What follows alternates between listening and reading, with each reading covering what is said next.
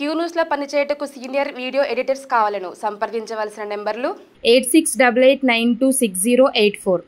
రాష్ట్ర ఖజానాకు liquor kick అంట. ఏటేటా పెరుగుతున్న మద్యం రెవెన్యూ గ్రోత్ రేటు ఎందుకంటే మందులలో పోతుందంట. ఎత్తిపోతల పథకం బాగా చిన్న పోరాళ్ళ స్కూల్ పిల్లల నుంచి మొదలు పెడితే పండు ముసలోళ్ళ దాకా తాగుడు తప్ప బంద్ చేసేవాళ్ళు తక్కువ కదా నడుస్తున్నది. అట్లా రాష్ట్రం ఏర్పడినప్పటి నుంచి సగటున 15% హైక్ అవుతుందట. పెరుగుతున్నాయట, మంచిగా మందు తాగేటోళ్ళు పెరుగుతున్నారట. ఇక 5 ఏళ్లలో ఆబ్కారీ ఆమ్దాని డబుల్ అయింది. ఇది కేవలం ఎక్సైజ్ పన్నుతోనే. వ్యాట్ ద్వారా అదనంగా మరింత ఇన్కమ్ వస్తుందంట. రాష్ట్ర ఆదాయంలో దాదాపు 20% దీని నుంచే. కరోనా సమయంలోనూ నాన్ స్టాప్.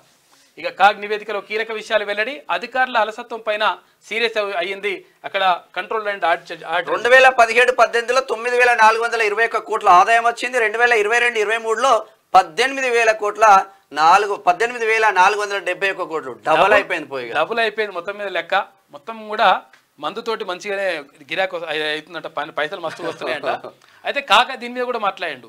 మేము ఉన్నప్పుడేమో మందు తాగుతామేమో మందు దాపిస్తున్నాడు, కేసీఆర్ మందు దాపిస్తున్నాడు అని చెప్పేసి అన్నారు వీళ్ళు.